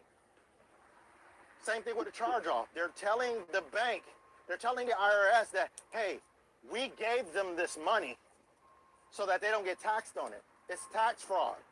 And if they didn't give you that money, that's an audit. And guess what? The IRS loves that if you say, hey, this company filed a 1099-C and I've never got money from them. They never gave me a check, right? The 1099-C is nothing but a reporting document. Is that the 3949, 3949A? Somebody else can talk about the 3949A. What is that? Yeah, that's how you get them to audit them. Yeah, you could use that. That's how, like an identity theft kind of. That's just how you get them to audit them. Yeah. Yeah, okay. So get them to audit because at the end of the day, that's what those are for. So now if you go and file that, you got to make sure that you send a letter of instructions say, hey, if this is not correct, because now what you're doing is you're taking over trustees on it, right? You're taking over the fiduciary responsibilities. And you're saying, okay, I'm going to charge this debt off for you since you were not doing your job. But then again, you better follow up with a claim because then the IRS is going to be looking at you like, why'd you file this? What did you do this for? If you're going to use 1099Cs and A's, right? So you follow that over the claim and make sure that you get your money back because guess what's going to happen? If you pay taxes and you're subject to taxes, you got to pay taxes on that income. Because securities is the only income, and what you did was just you recouped securities with a 1099A and C. So you got to pay taxes on that. Now, if you know how to be tax exempt, then you ain't got to worry about it, but you got to make sure that stuff is filed with the IRS. Let them know who you are. But there's a lot of things that people don't understand about this stuff because there's a lot of processes that are being taught, but they're not being taught in their entirety, right? So I always tell people, stay away from the 1099Cs. Why would the whole point of being private is to get the government out of it? What you do is do your administrative process, take them people to a court of equity and get your money and call it a day. What I'm seeing a lot of is a lot of these people that's teaching, so-called teaching people, is really using y'all as dummies to go try out these theories and getting y'all jammed up. Scapegoats. Literally, yeah. They out here, they think up a process and then tell y'all to do it and see what happens for y'all. And most of them haven't even come to completion with it. That's what I don't understand. I'm like, y'all haven't even done that. So why are you teaching it and then charging for it? Yeah, y'all got to be very careful out here. It's a lot. There's a lot out here. So, and I'm just gonna be totally honest. I personally, I'm not gonna say this for everybody because some people are actually just teaching information. But my thing is this: if you're talking to people and these people don't want to give you any information, and I'm talking about information that will help you outside of their class, I feel like those people are fraud because my thing is this: if it's really working for you, then why do you need a charge? Right, that part. And that's why do you need a charge to tell somebody something that's getting them thousands and thousands of dollars if you're doing it? Why do you need my $100 to tell me something that you're getting thousands and thousands of dollars from? Right. That doesn't make sense to me. Nope. It's such a red flag. I don't work for free. I'm always gonna charge. But I'm not saying to charge. I'm just saying, like, if I'm online with you and I understand what's going on, I don't really need to change. And I just ask you one thing. Hey, you know, I'm missing a part. Can you guide me? You can't even give me a guidance to the right thing. That's suspect. Your birth certificate or whatever, and you got access to your unlimited trust, but you need my $500. Right. Now, if you're teaching a class, because again, I used to teach at a university at one point. I understand. Like if I'm teaching you processes and things to its completion, yeah, that's a class. But if you ask me a question outside of class, I'm gonna give you the answer. You don't need to pay me for the answer. You got a candy bar, right? So you buy Snickers, right? You have your Snickers, and so you haven't even opened it. You got a brand new yummy little Snickers right here, but well, we gotta make it home because I don't want you eating in my car, right? I don't want my kids eating chocolate in my backseat, getting their sticky fingers everywhere. You can give me your candy bar, it's still yours. I'm just holding it for you. That's the holder. Okay, so the owner is not the holder in due course. It's the So person. we wouldn't say owner, we'll say issuer. Okay, so the issuer is not the holder in due course. It's the next person in line. Right. The person who I give. Sometimes. Well, what if you take the candy bar and you give it to your wife? Is she the holder in due course? Right. So when is it? And it also depends on the capacity in which she's holding it. Is she holding it for me? Is she holding it for herself? Or is she holding it for my daughter? So if she's holding it for your daughter, she's a holder in due course. But if she's holding it for herself, then that's fraudulent. Right, because it's not yours. But you have to make a claim. But you have to make a claim for any of this to even. So say we get home, right, and you don't say nothing. And this is what's happening all over. Say we get home and you forgot about your Snickers, and then 3 weeks later you remember, oh, Dad, I had your Snickers. Oh, sorry. Hey, babe, where's the Snickers? Oh, sorry, I ate the Snickers. That's what's going on out here. Yeah, but now she got a claim against you because That's when it becomes fraud, because now I can say, hey, you ate my Snickers. yeah, but then how do you prove that you weren't supposed to eat it? That she actually gave you, she didn't give you permission. Because it wasn't yours, and so and that's where your claim come in. That's where your receipt, your evidence, your application, what are your note, all that's where all that stuff comes in. Yeah, mommy, you weren't a holder in due course. You were just a mere transferee holding it for me because I gave it to daddy. Right, that wasn't yours. Now you don't violated me. You, but it was for me. Daddy Yeah, but trusted you, and I trusted daddy. Okay, but if daddy gives it to mommy without telling mommy that it was the daughter's and she eats it, who's complicit in that fraud? Daddy. So my theory is put everybody on notice. That's my thing is always put everybody on notice. So my daughter's gonna come up, Daddy, where's my Snickers? Mommy, where my Snickers? Both of y'all get in here. Where's my Snickers? And then they're all gonna have to talk. Because here's the thing too, and I use this analogy. I'll use the same analogy. If mommy didn't ask daddy, where'd you get this from, and do you have legal, in a sense, do you have the right to give this to me and let me eat it, right? That business is, or mom is still liable under law because it doesn't matter what she doesn't know. Her job was to follow the contract, right? And I told this somebody when it came to repos, why repos are illegal. There's a few things that you gotta have before you do a repo, which is a judge's warrant. That warrant has to be backed up by affidavit of claim, or you can get it from the attorney general, which has to be backed up by a proper claim. I mean, proof of ownership, all of this stuff, right? Before you can get a warrant, and then you have to have a perfected lien, UCC, and then whatever you gotta have, right, in order to legally repossess something. You can't get those things unless you're the owner of that, right? So if you don't have those things, if a repo company comes and repossesses just because a company came, even though the company did their job according to their policies, they're still liable because they're supposed to confirm when a company gives them an order to do something that order is legal and it's in concordance with repo laws, right?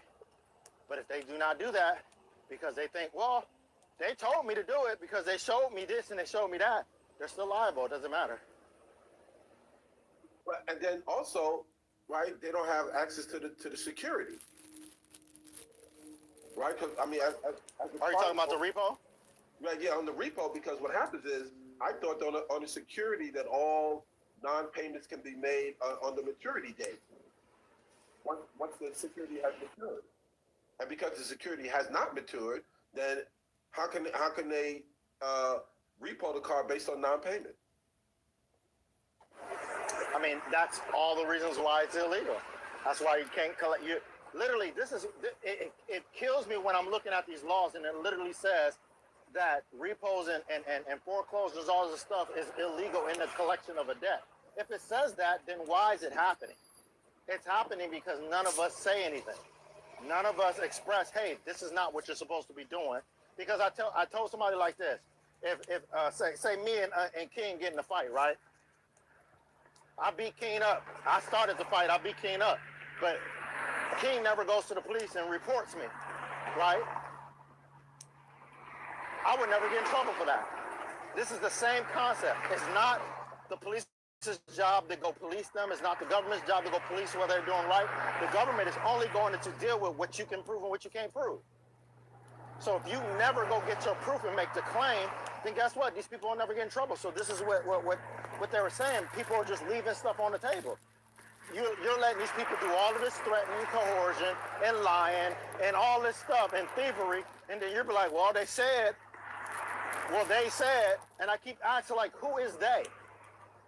And why you talk about what they said versus what is and what isn't? And this is the problem with us today. And it's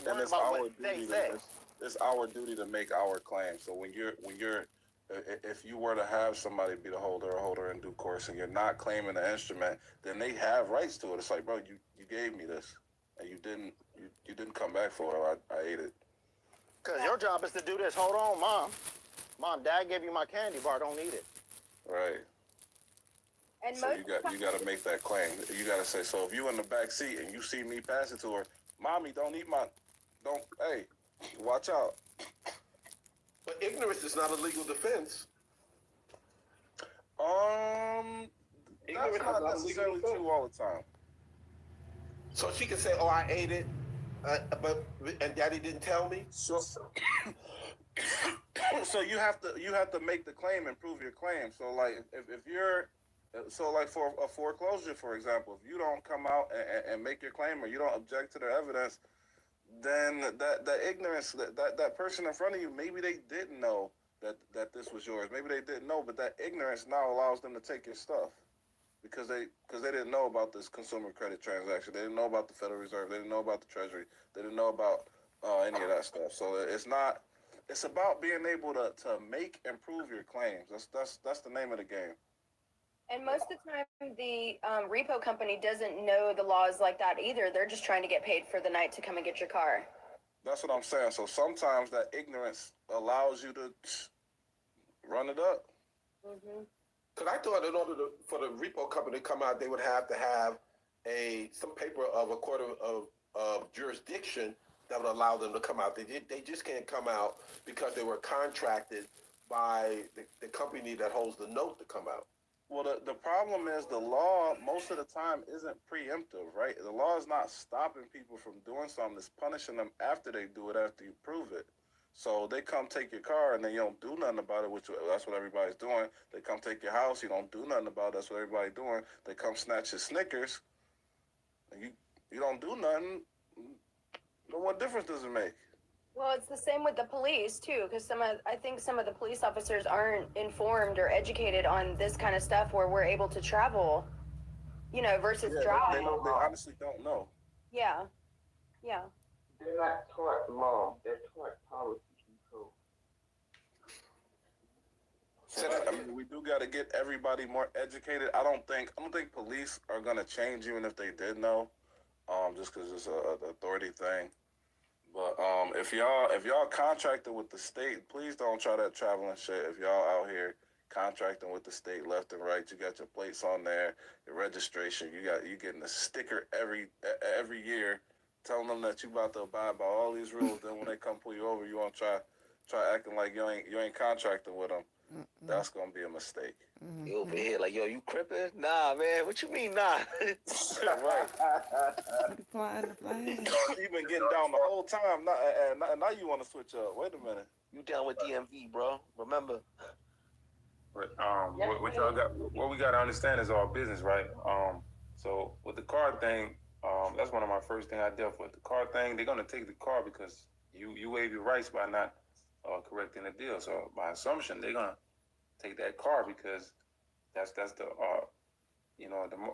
ordinary day dealing of business. They're gonna take the car if you don't perform. So it's an assumption. So they're working off the assumption. This whole thing is about them assuming. these rights, and y'all is right. Y'all Blake, I think Frank Blake said it, or the other brother.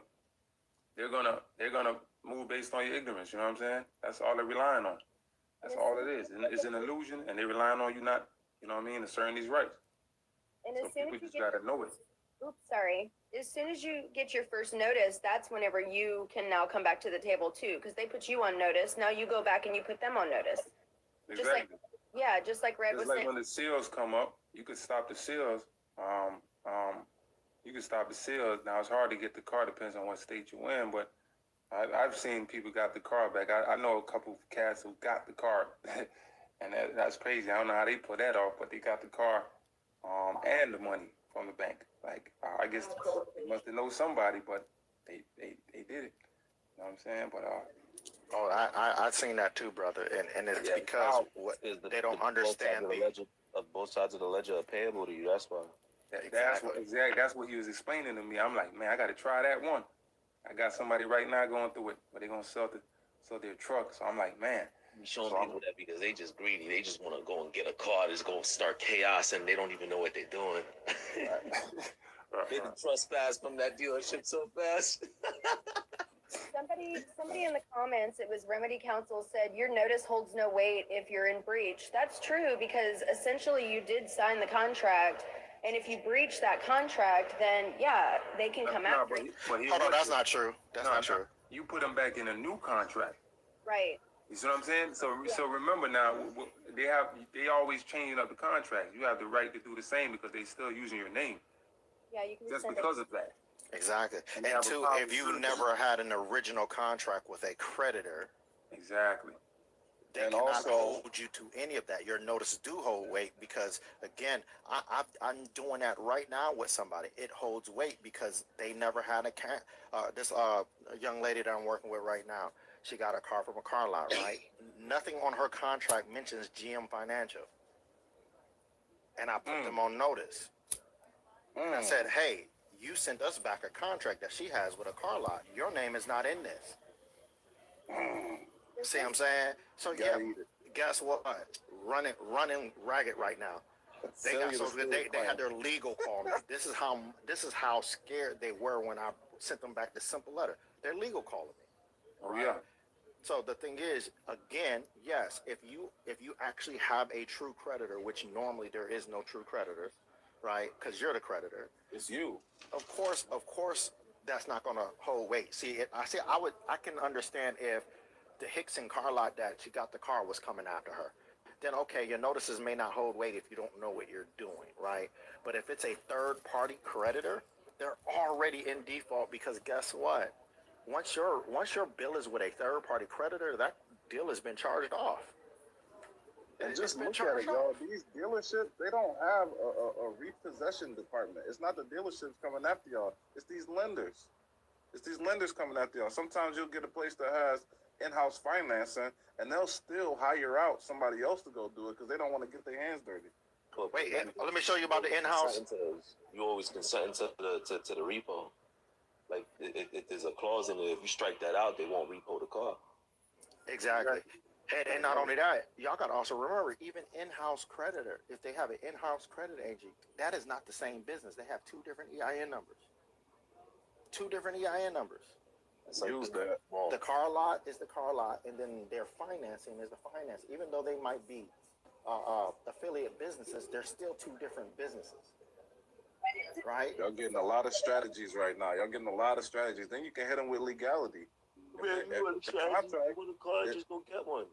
It don't matter what your credit score is. They'll come back and say, man, you want to prove, you go, nah, it's all right, bro. I got money. Just give me the down payment. let me give you game. Let me give you game too. See, that's why I like Frank. Frank, you the dude. I'll be like, hey, yo, you know what? What the hell is this? I was just talking to my brother on the phone, and my brother, he just told me I don't got to do that. And then he gave me this code. And you know what? I'm starting to think you trying to play me, bro. Because you just told me earlier that some people don't have to do down payments and some people do. That's kind of discriminating on me, man. Exactly. Well, how's it discriminating? It's discriminating because I don't have an 800. All right. Whatever I don't have is why you're discriminating on me, bro.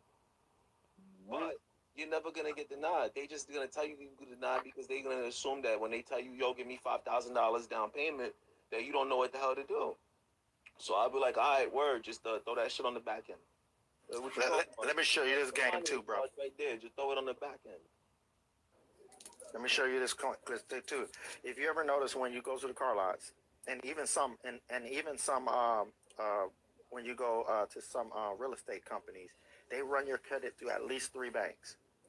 But you'll see 4 banks on there. Why do you see 4 banks? Because one of the banks is their in-house financing. When you go to some, now I'm gonna show you why the in-house financing ran your credit, because they got the check first, right? So you're gonna have to ask them, hey, did your in-house finance approve this? Because of their in-house finances is a sister business or an affiliate business, their in-house finances and how they satisfy their securities, right? Because every business that is dealing in agreements, contracts, they have to have what they call a securities transfer agent, right? This is what their in-house banking is, and you'll see on your credit that, hey, like when I went to the Honda here in Texas, right? I went to Honda here in Texas, right? I saw that Honda 700 financing Honda ran my credit, but Capital One did it, Westlake did it, and then somebody else, right? And they came back and told me, well, nobody's approved you yet. We'll let you know. I know for a fact that their in-house approved it. So I'm going to go pick up that check. I've already put them on notice and they got it ready for me. But I'm gonna tell you why. It's because they've already gotten paid. They got the check. What they did to you was they tried to sell it to another bank to get another check. And this is what y'all don't understand is like, even though those other banks so-called denied you, guess what? All 3 of those banks, you can call them and say, hey, how did you deny me of my own credit? So that means if that car is $70,000, let me show you this real cool. And this is for the money grabbers. If that car was $70,000, they ran your credit through their personal bank, right? They probably didn't give you a decision. They got a check. They owe you money. If Capital One was another bank they ran and they denied you, they owe you money. If Westlake was another bank and they denied you, they owe you money. If they ran it through another third bank, that bank also owes you money. So you got $70,000 times 4 waiting for you if you do the proper process, because they cannot deny credit. This is the fraud behind it. Why are you running my application through 4 banks, right?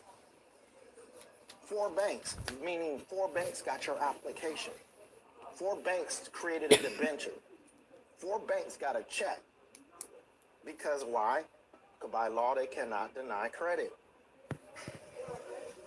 So you got all of that money sitting there, and I guarantee you, if you go do an audit, you got money that you abandoned from all of those banks that denied you. So go on your credit and look at everybody who did an inquiry, and you better call them and find out, hey.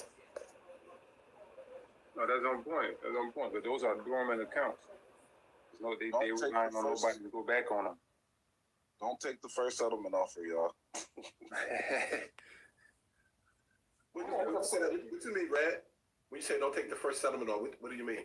He's talking about good negotiation. So so say you got your adverse action letter, and you got the face value of the vehicle, you got all your evidence, you submit the stuff into the court.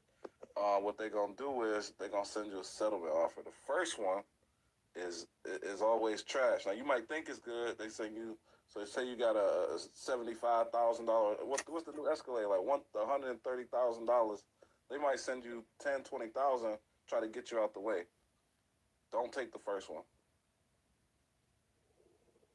I like to make a counter offer. Look, I always have my offer already ready when I make the claim. This is what I want. I ain't bending. I want my vehicle. I want the value of the vehicle times 2. I always do that. That's what I'm getting. If you cannot get me that, then I'm going for everything that you gained off of that, including secured interest. Because the thing is, I always tell people this: you don't want to be those people who are greedy and you want to break the bank, right? Because then you're going to get in bad graces with the judge who's adjudicating. But if you do what's fair and equitable, right? Because you put them on notice, you got to understand these banks already did their job. They got secured interest. They ain't trying to lose either. If you want them to work with you, be reasonable. Be reasonable and say, hey, you know what? Fine, we can settle out for this because what's happening is they still got paid. They still got probably millions of dollars in securities off of you. And if you're trying to break them, guess what? You're ruining your chances to do business with that company for the rest of your life. And every time they see your name with your number, whether you use a social security number or use a EIN number, they're going to be like, yeah, we're not doing business with this person. And you can't do nothing about that. And mind you, these banks talk to other banks, right? So you get flagged in the banking system, you will never be able to do business with another person ever again. So this is why I said when you go into courts, you make these claims, you make what's reasonable for your damages as well as your losses. And to me, I think it's fair to say I want the vehicle. If you cannot give me my vehicle, then I want the price of that vehicle, and that'd be times 2. That'd be times 3 by then because I lost the vehicle. I mean, So, when you want some type of reprise or you want to get your money back, don't you deserve the face value of the security plus any interest thereof? You do, That's your but original again, plan. yeah, you do, but again, do you want to do business again? That's the question. Well, I mean, if they can't deny me, then I can always do business. No, they can deny you based on not wanting to do business, but they cannot accept your instrument and deny you. Okay, but then wouldn't that be discrimination? No, because on the basis of what are you denying me? Because if on the basis of what you don't want to do business with. let me show you the difference. If I do an application and they accept that application, they cannot deny me. They can't deny you in a consumer credit transaction. Right. It's a difference between denying you and business because they don't have to serve you; they're not servants. Thank you. There's a difference between denying you on business and denying you on a consumer credit transaction. If you walk through the door and they're like, "Oh no, get him up out of here," they can do that. Sure can. But they can't sit there and wait till after you give them the note, take it to the back office, run your shit 10 times, then say, "Oh no, we don't like you." Exactly. So that's the difference because anybody has the right to deny business to anybody. I can do an application with Chase Bank and they'll take my application.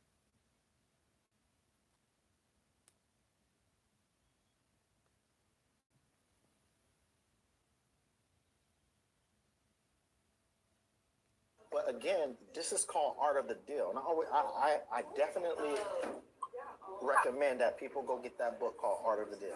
Yeah, I've read Learn it. how to do deals, right? Because the thing is, You talking about Trump art of the deal? is it Trump's Art of the Deal? Yeah, that's him. Yes. Yeah, him and Robert Kiyosaki. Yes. Robert Kiyosaki did. So my thing is,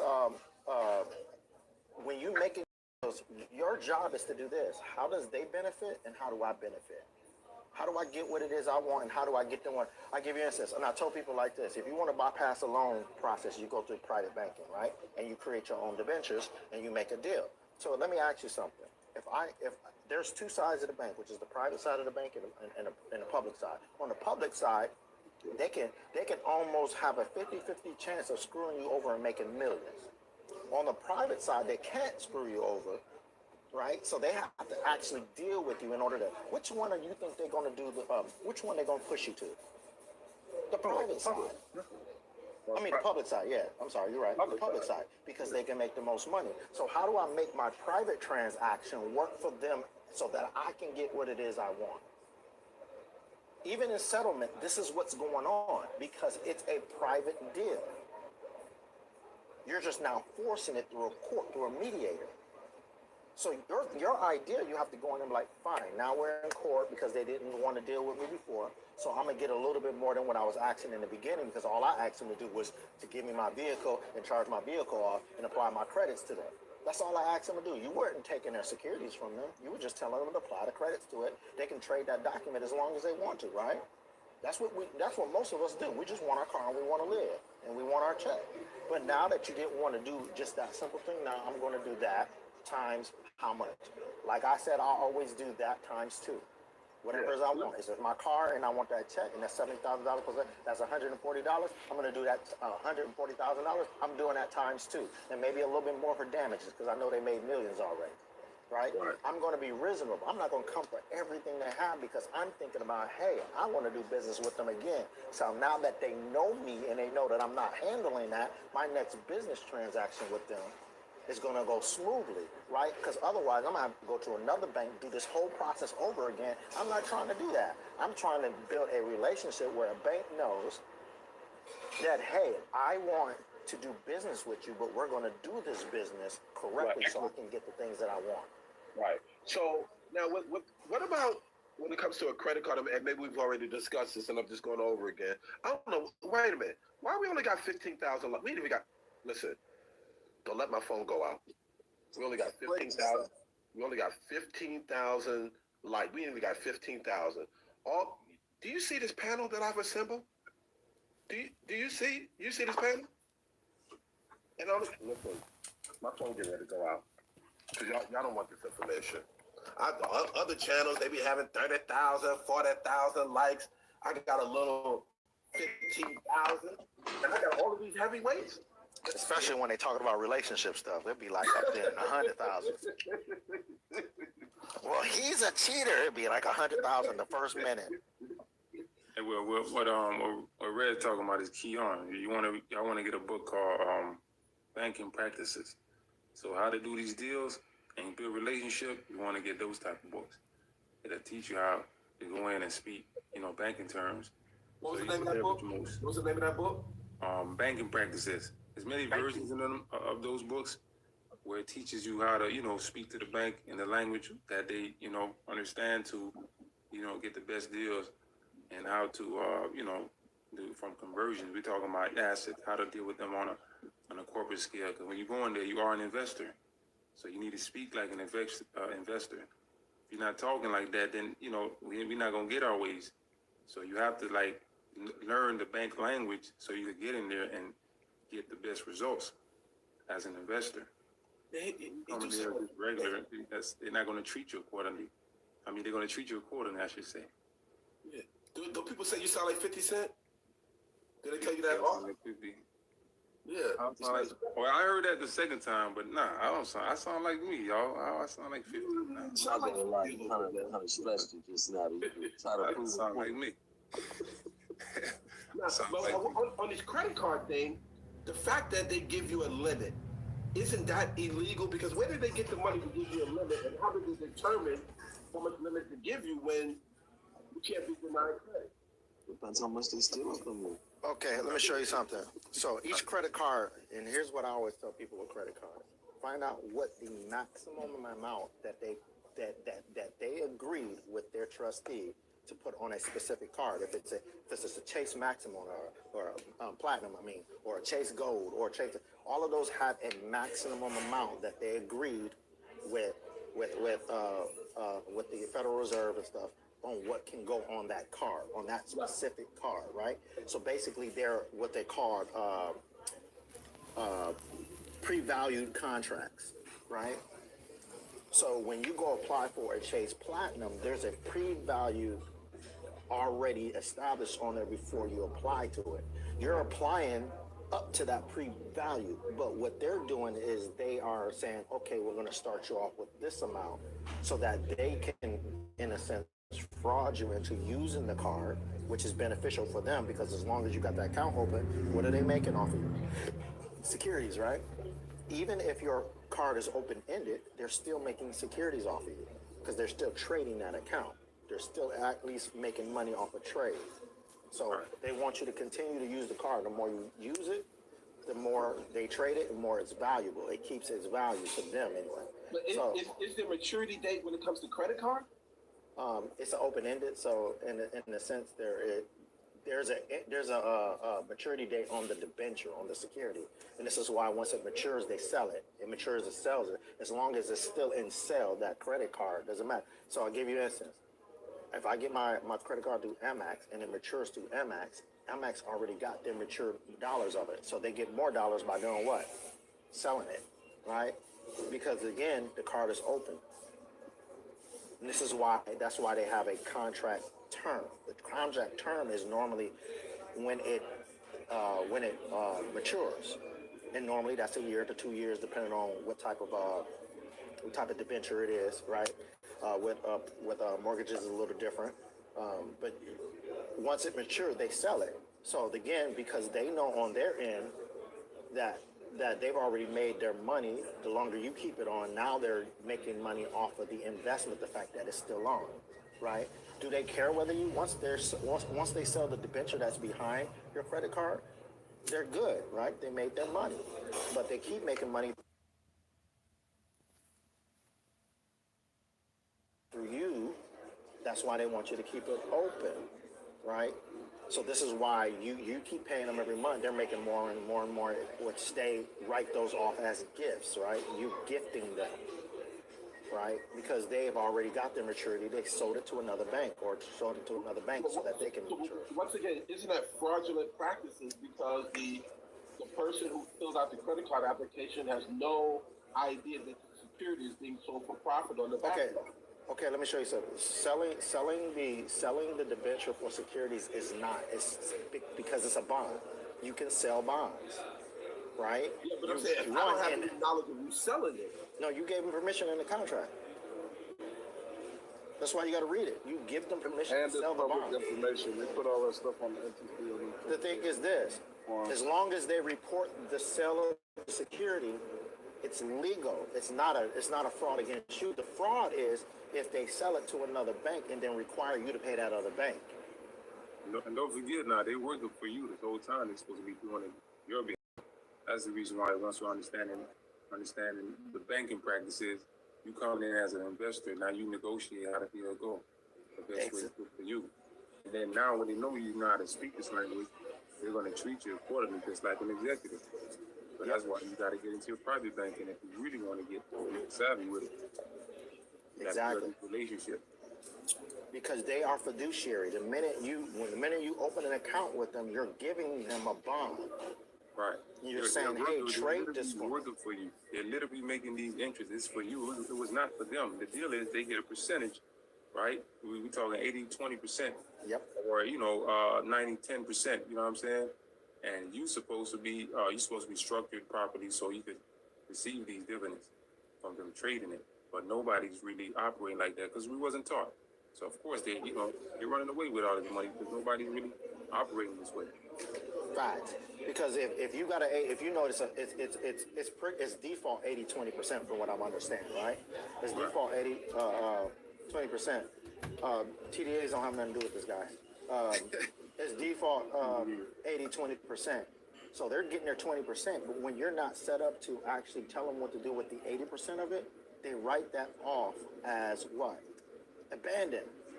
Exactly. You abandon it. And guess what? If it's abandoned for a certain amount of time, they can claim it. They can put claim to that.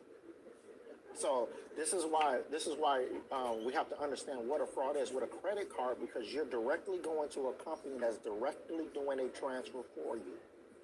The only fraud that they're doing is making you pay that bill every month. Because you're not doing what? You're not telling them what to do with the dividends. Exactly. Right? That's the only thing the credit cards are doing. These are brokers we're dealing with here. I think he's trying to say claim your accounts and get sent to the TVA. Yeah, I know what he's saying. Yeah, I know what he... Let me address that real quick. Guys, TDAs, I know a lot of people teach you about these TDAs. If you are not selling your own securities, leave the TDA alone. You need a Series 7, Series 10. You need it's a whole different, whole different approach, whole different beast. So what I've noticed that they're doing is this is just look at this in a bigger perspective, okay? Like I've been diving deep on securities the last week now. I mean super deep, and trying to figure out exactly what the fuck is going on. So those bills in the mail, I have linked them to pass-through certificates, okay? Evidence of interest and whatever. You have holder in due course, so you're supposed to be able to take that pass-through certificate and claim it because you're the holder of it. That's why they try to get you to do the online billing shit, so then they don't send you it, so then it goes to them themselves. Because what is actually happening is the notes that they're selling, because think of the stock market, right? someone sells a call, right? If someone buys that call, if you sell a call, you're shorting. Right. And if someone buys the call, they're expecting it to go up. There's always two players back to back, right? There's always a winner and always a loser. And that's the entire financial market. And what they're doing is essentially they're making you the investor and the debtor at the same time. Right. Okay? So they're selling you the note. So now I'm trying to figure out how to take that note and convert it myself. And I'm getting stuck on this. It's hard to find. You don't convert it yourself. You need an intermediary, like a broker, to exchange private funds into public funds. Well, yeah, I get that. For the use of that transaction. It on the private side, because the private side would be the creditor entity that they set up for you, because they set up another entity for you. Normally it's the last name, then first name. You know, you apply first and last, and then they create another entity as last to first. And that would be the private side of the accounting that is on there, the private side of the balance sheet that people don't see. Because they created another entity. It's normally a DBA too, honestly. So then, because I know this because I got a letter from Huntington, and it said my name in one way, and then it's the DBA, and the name was the other way. So I called them, like, what the fuck is this? Why is it like this? Yeah, I saw that too. I expressed my my brief knowledge, you know, try to keep it short, simple, and not like, you know, outrageous to them, because they don't know really what's going on to that aspect. I had to be transferred to the general manager of the bank, and he's the one who said, you know, he came out and told me the truth that that's the private side of the ledger. So I'm trying to work with him right now to figure out how I can utilize this, but he can't tell me anything. He keeps saying I can't talk about that. It's because they're all under NDAs. It's trade secrets. So okay. And if you look up the law of trade secrets, it's protected and has to be protected. That's the reason for NDAs in the financial in finances. It's because the people who know have to be under an NDA because it's a trade secret. Every government agency, every corporation, big ones at least, every bank, they all have trade secrets that are registered. And those trade secrets are what we're learning right now without being authorized to learn. You know what I'm saying? That's why they push back so much. It's because we're not technically authorized by law to know this information. Which that's where they get. Can I ask you something real quick? What do you mean? Disclosure. What's up? What do you mean by authorized by law to know this stuff? If you look into the law of trade secrets, you will see that it's protected information or processes or pretty much protected bylaws that they don't have to put to the public. It's trade secrets for commerce, doing business. It's business secrets of how you can trade with businesses. And the people that know all this stuff are under NDAs. All these people at the lower level that we normally deal with at a bank or at a car dealership or any broker normally, because it's against the law for a broker to conduct research on securities. And it's a heavy penalty too if they get caught. And it's because of this reason. They have to have that in there because then brokers will figure everything out. They can't have that. That's too many people, you know. But the executives of the banks, you know, if they're under the NDA, then they know this information, but they cannot share it. All the people under them have no fucking clue. They're not taught this because it limits the liability. It's risk management of the bank. If the person is doing fraud but does not even know that they're doing fraud, that means they're not acting in bad faith. They're still in good faith because they don't know. That's why nobody fucking knows. And people like you can't attack a teller or your average, like you have to sign an NDA in order to get access to this by law. And there's actually penalties for utilizing this information without being authorized to do so under an NDA. I just got into like, you know, IP law quite a bit because like my main purpose for all this is to start businesses. Like that's it. That's my main purpose for all of this is I want to trade. I know how to do technical analysis, and I fucking love it.